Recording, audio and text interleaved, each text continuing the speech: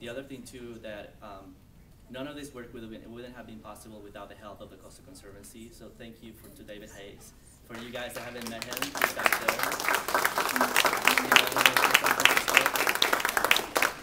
He's the one that has been pushing us sometimes to do more and be more aggressive in this area, and he's the reason, one of the really major reasons why we're able to do what we're doing with you guys, each and every one of you.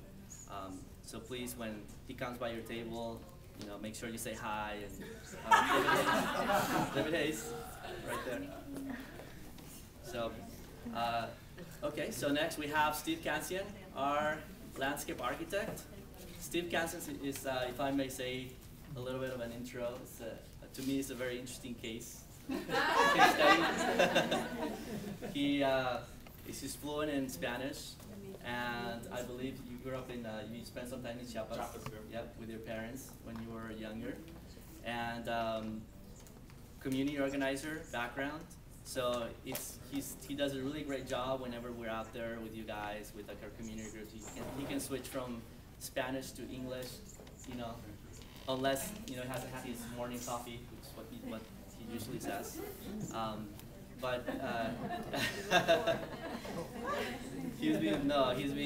He's been great for putting together our designs and for getting the community to actually make their design theirs. So it's not like we make their designs for them, but rather they make their designs and Steve translates them into a tangible architectural design landscape thing. So without further ado. So good morning to everybody. Buenos dias a todos. As Reg said, I'm first and foremost a community organizer, and now day to day I'm a community-based landscape architect.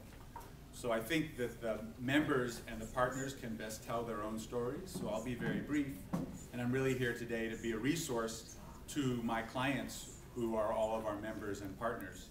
And so that if you have any technical questions or questions about implementing their projects, we're hoping that many of you who aren't already involved will become our partners in making all these plans a reality.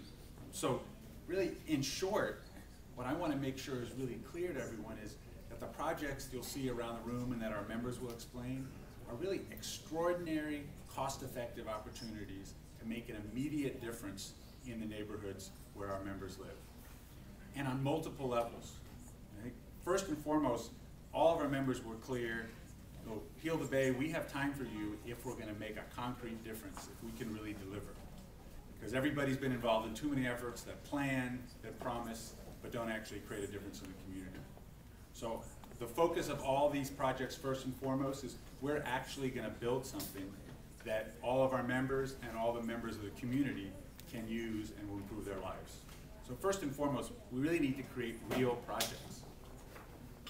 As James, I think, really eloquently explained, we're also clear at Heal the Bay, and only because we've learned from our members, that these projects are bridges to talking about the broader issues that we also care about. That we can't come in and talk about the watershed if there's no evidence of water in the neighborhood.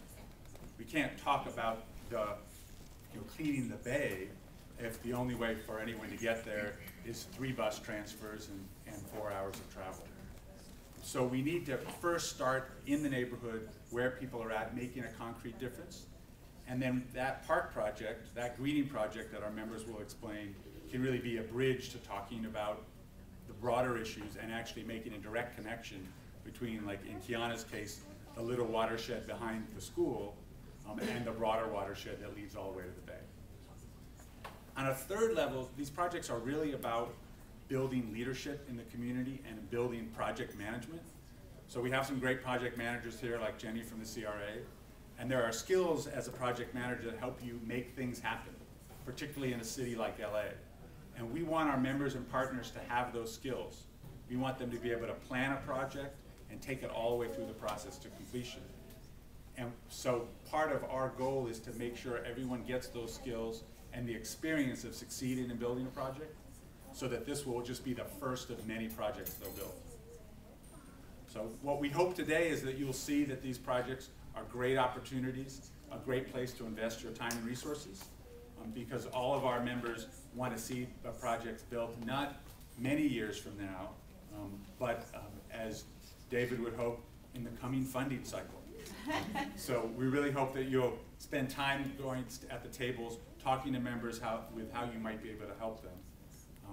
And lastly, I'll just say you'll see in people's work that all these projects really come from the ground up.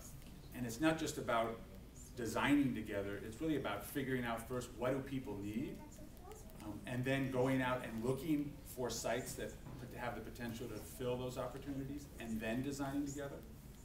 But I'll stop there because that's really a story that the members can best tell. And just say that if anyone has any questions after presentations or later, I'm just here to answer those questions and hopefully help you help us actually implement these projects. So thank you. Reg?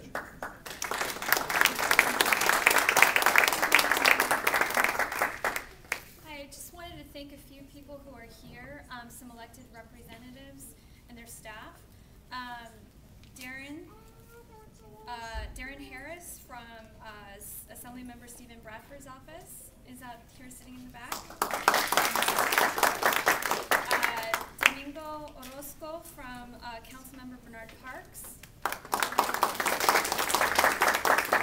And if there are any other elected officials, staff in the room, in the back. Bernard Oliver with Senator Wright's office. Okay, thank you, Bernard. And one more. Sorry, Juliet Flores from the mayor's office. And Miguel Campo with the city attorney's office. thank you very much all for coming, and do make an effort to introduce yourselves to our community partners, and as you go around and look at the displays, they'll be around there, and they'll answer any questions that you have.